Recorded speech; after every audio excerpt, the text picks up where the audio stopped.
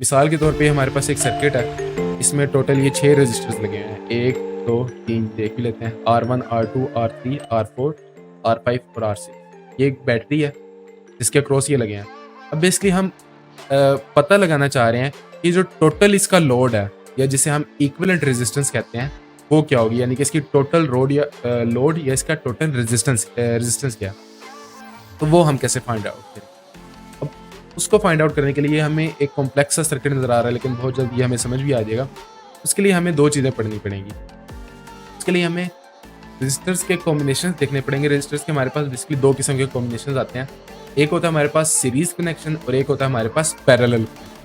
अब हम ये दोनों भी देख लेंगे कि ये दोनों हैं क्या। तो बेसिकली जो हमारे पास सीरीज कनेक्शन है उसमें जो हमारे पास रजिस्टर्स हैं वो आपस में इस तरह इन लाइन लगे, ठीक हो गया। एक हमारे पास ये तार जा रही है, इसके एक ऐसे कनेक्टेड है, फिर अगले ऐसे इस तरह करके, तो हमारे पास इस तरह से कनेक्टेड है रजिस्टर्स, तो हमें कहेंगे इन सीरीज कनेक्शन है, ठीक हो गया। अगर हम करंट का फ्लो लें, हमारे पास करंट आई जो है वो इस तरह से जा रहा है, जो इस रजिस्टर के थ्रू करंट आई जा रहा है वही R2 के थ्रू जा रहा है, जो R2 के थ्रू जा रहा है वही R1 के थ्रू जा रहा है। यानी कि जितने भी रजिस्टर्स हैं उनमें हमारे पास जो करंट है वो सेम जा रहा है, ठीक हो गया। लेकिन अगर हम पोटेंशियल देखें at a point, for example यहाँ पे हमारे पास पोटेंशियल V है, यहाँ पे भी हमारे पास फॉर एग्जांपल ये जो तार है इसकी जो रेजिस्टेंस है वो कह लो कि 0 है, तो हमारे पास जो यहाँ पे पोटेंशियल होगा वो भी V होगा। लेकिन जब यहाँ से लेके यहाँ तक करंट गुजर जाएगा तो यहाँ पे हमारे पास जो पोटेंशियल ड्रॉप आएगा वो क्या होगा, जो इस पॉइंट पे पोटेंशियल ड्रॉप आएगा, तो जो इस पॉइंट पे पोटेंशियल ड्रॉप आएगा वो हमारे पास होगा V माइनस जो हमारे पास इसका लोड आया। इसका लोड क्या है, I टाइम्स R3, यानी कि हम जो पोटेंशियल ड्रॉप है हमारे पास वो क्या होगा, V माइनस I/R3, तो इस पॉइंट पे पोटेंशियल है। अब इस पॉइंट पे जो पोटेंशियल है हमारे पास R2 के स्टार्ट में वो भी हमारे पास यही रहेगा, क्योंकि कोई कंपोनेंट बीच में नहीं ऐड जिसकी कुछ ना कुछ रेजिस्टेंस हो। तार है उसकी रेजिस्टेंस हमने 0 सपोज की हुई है। Thank you so much lily. उसके बाद अगर हम यहाँ पे पोटेंशियल देखें R2 के बाद हमारे पास अब यहाँ पे क्या पोटेंशियल आएगा, अब यहाँ पे जो हमारे पास पोटेंशियल है वो मजीद ड्रॉप हुआ है, कितना, I टाइम्स R2, यानी कि हमारे पास जो पहले ये पोटेंशियल था इसमें से हमने मजीद माइनस करना I टाइम्स R2, यानी कि हमारे पास यहाँ पे पोटेंशियल क्या होगा, V minus I/R2 minus sorry ये 3 था तो ये 2। उसके बाद हमारे पास यहाँ पे भी पोटेंशियल यही होगा, तो यहाँ पे हमारे पास पोटेंशियल आके क्या हो जाएगा, V minus I/R3 minus I/R2, जो कि यहीं पे था, मजीद हमारे पास नेगेटिव I/R1 आ जाएगा। हमारे पास यहाँ पे पोटेंशियल ये आ गया। अब यहाँ से लेके यहाँ तक हमारे पास पोटेंशियल यही रहेगा। अब जो बैटरी है ये बेसिकली हमारे पास सोर्स था, ये सारे कंज्यूमर्स थे, तो बैटरी वापस इसको V लोड प्रोवाइड करेगी, जिसके बाद इसकी जो पोटेंशियल है वो वापस हमारे पास V हो जाएगा। बेसिकली हम कह सकते हैं कि जो हमारे पास V है वो इक्वल हो जाएगा, अगर हम इन तीनों में से I कॉमन ले लें, बेसिकली हमारे पास जो V है वो हमारे पास इन तीनों के इक्वल है, ठीक है। सम बेसिकली हमारे पास इस पॉइंट पे आके ये इक्वल टू 0 हो गया, ठीक है। तो ये इक्वल टू 0 हो गया, तो ये इक्वल के उस तरफ जाके सारे पॉजिटिव भी हो जाएंगे। हमारे पास जो V है वो equal to I/R1 plus R2 plus R3 हो गया। तो अगर हम देखें तो ये हमारे पास टोटल रेजिस्टेंस है, ठीक है। ये I टाइम्स हमारे पास रिलेशन क्या होता है, V is equal to I/R।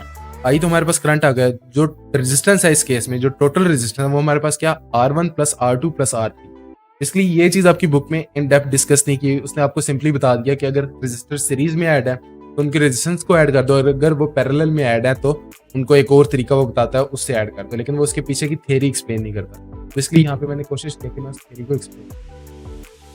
इसके बाद अगर हम सीरीज को तो हमने देख लिया, सीरीज में हमने कुछ प्रॉपर्टीज देखी। बेसिकली हमारे पास जो करंट आई था वो through out each resistor same था, जो हमारे पास पोटेंशियल था वो ड्रॉप कर रहा था थ्रू ईच लोड या रजिस्टर, और जो हमारे पास इक्विवेलेंट रेजिस्टेंस थी वो थी R1 plus R2 plus R3 plus R4। आपको जितने भी रजिस्टर्स हैं वो अगर वो सारे सीरीज में करें। अगर हम पैरेलल में देखना चाहें तो पैरेलल में हमारे पास क्या सीन, पैरेलल का भी कनेक्शन देख लेते हैं। पैरेलल का कनेक्शन कुछ इस तरह का हमें दिखता है कि एक पॉइंट है, उसके बाद सारे रजिस्टर्स को हमारे पास वायर्स जा रही हैं या उनको सारी सप्लाई जा रही है करंट, तो हमारे पास वो कनेक्शन कुछ इस तरह से। अब जो करंट है हमारे पास वो इस पॉइंट को, जहाँ पे हमारे पास मुख्तलिफ वायर्स आपस में आके मीट करते हैं, हम उस पॉइंट को नोड कहते हैं या जंक्शन भी कह सकते हैं। तो बेसिकली एक नोड पे जितना करंट आ रहा होता है उसे जाने वाला करंट भी उतना ही होता है, यानी कि दोनों इक्वल इन मैग्नीट्यूड, कि हमारे पास अगर करंट आई आ रहा है, जो करंट जा रहा है यानी कि I1 I2 I3 जो इसे जा रहे हैं वो भी उसके इक्वल ही होंगे। ठीक हो गया।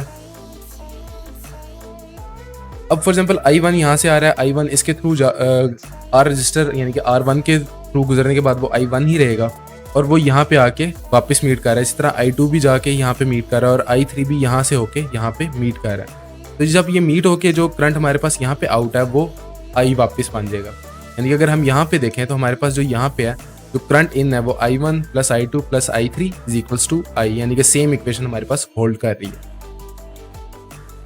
अब फॉर एग्जांपल ये पॉइंट है, यहाँ पे अगर मैं पोटेंशियल देखूँ तो अगर मैं इस साइड पे बैटरी के टोटल इसका पोटेंशियल डिफरेंस V है, अगर मैं इस साइड पे V और इस साइड पे 0 पोटेंशियल लूँ, ठीक है, तो मेरे पास जो ये पॉइंट है यहाँ पे पोटेंशियल क्या आएगा V। अब यहाँ से लेके यहाँ तक जो पोटेंशियल है, ठीक है, वो क्या होगा, क्योंकि ये सेम पॉइंट के साथ कनेक्टेड है तो यहाँ पे भी पोटेंशियल मेरे पास V ही होगा।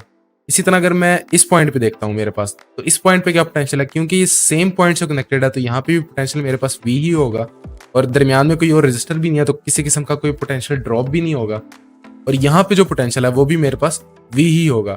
इसी तरह यहाँ पे पोटेंशियल 0 है तो इस साइड पे भी 0 0 0, यानी कि हर रजिस्टर के अक्रॉस जो मेरे पास पोटेंशियल है वो मेरे पास सेम है। अब अगर मैं इसके थ्रू पोटेंशियल ड्रॉप देखना चाहूँ, इस रजिस्टर के थ्रू मेरे पास पोटेंशियल ड्रॉप कितना आएगा, बेसिकली V पोटेंशियल आया -I1 R1।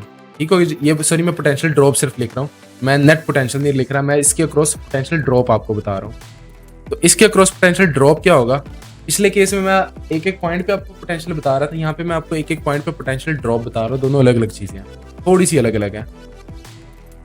अब यहाँ पे मेरे पास इन दो पॉइंट्स में पोटेंशियल ड्रॉप कितना आएगा, I2 R2 ये भी V के इक्वल होगा। क्यों, क्योंकि हर रजिस्टर के अक्रॉस जो पोटेंशियल है वो सेम है। इसी तरह मेरे पास जो इसके अक्रॉस पोटेंशियल आएगा वो I3 R3 होगा, वो भी इक्वल टू V है। क्यों, क्योंकि हर रजिस्टर के अक्रॉस जो मेरे पास पोटेंशियल है वो सेम है। तो अगर मैं I की वैल्यूज यानी कि यहाँ से अगर मैं इस इक्वेशन को देखूं, अगर मैं R1 को यहाँ पे लाके डिवाइड कर दूं V से, तो मेरे पास I1 की वैल्यू क्या बनेगी V ओवर R1। इसी तरह ही मेरे पास I2 की वैल्यू क्या बनेगी V ओवर R2 और I3 की वैल्यू क्या बनेगी V ओवर R3। तो अगर मैं इन दोनों में से किसी भी इक्वेशन में मैं I1 I2 I3 की ये वाली वैल्यूज प्लग इन कर दूं, मेरे पास क्या बनेगी, I1 जो है मेरे पास V ओवर R1 बनेगा, I2 मेरे पास V ओवर R2 बनेगा, I3 जो है मेरे पास वो V ओवर R3 बनेगा और जो मेरे पास I है वो मेरे पास V ओवर R इक्विवेलेंट बनेगा, जो कि टोटल लोड कह लो क्या है। तो अगर मैं ये सारी वैल्यूज प्लग इन करूँ तो मेरे पास जो इक्वेशन बनती है वो ये बनती है V over R equivalent is equals to V over R1 plus V over R2 plus V over R3। मैं यहाँ से सारे वोल्टेजेस कॉमन ले लूँ तो मेरे पास क्या बनेगा, 1 over R1 plus 1 over R2 plus 1 over R3।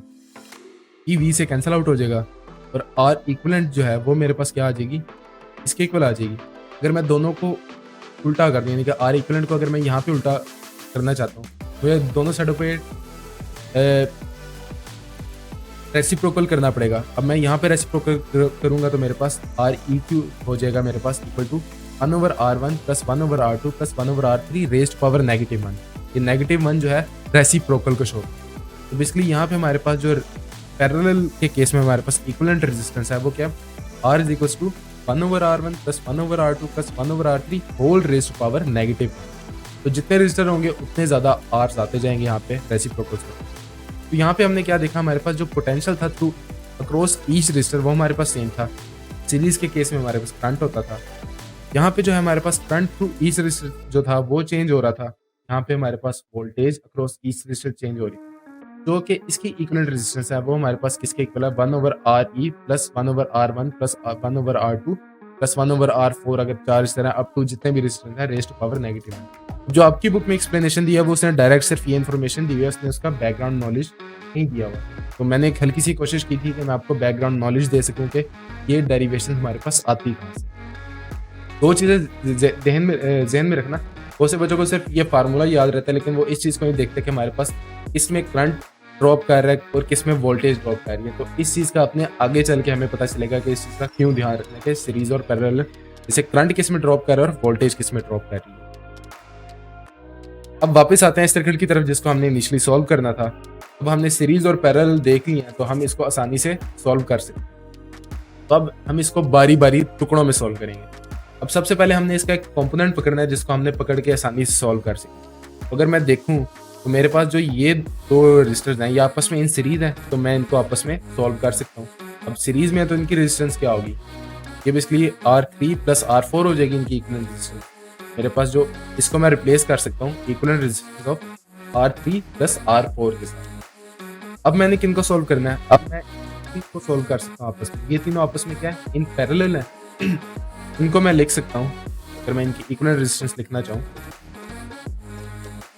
तो इनकी जो इक्विवेलेंट रेजिस्टेंस है उसको मैं लिख सकता हूँ R2 प्लस सॉरी हाँ ये हमारे पास इन पैरेलल है, तो इनकी इक्विवेलेंट रेजिस्टेंस क्या होगी, हमारे पास 1/R2 plus 1/R3 plus R4 plus 1/R5 whole raised power -1, ठीक है, जो कि रेसिप्रोकल को शो कर रहा है, क्योंकि पैरेलल में हम इस तरह से ऐड करने के बाद उनका रेसिप्रोकल लेते हैं। उसके बाद हम इन तीनों को सिंपली सॉल्व कर लेंगे, तीनों आपस में इन सीरीज हैं, ये सिंपली एड अप हो जाएंगे, तो हमारे पास जो इक्विवेलेंट रेजिस्टेंस फाइनल इक्विवेलेंट तो हमारे पास क्या बनेगी, R1 plus 1/R2 plus 1/R3 plus R4 plus 1/R5 whole raised power -1 plus R6। हमारे पास जो इक्विवेलेंट रेजिस्टेंस है, जो इस पूरे के इक्विवेलेंट हम रेजिस्टेंस कह सकते हैं, वो हम इसको कह सकते हैं। ये हमारे पास इक्विवेलेंट रेजिस्टेंस आ गई, जिसको हम टोटल रेजिस्टेंस या लोड भी कह सकते हैं।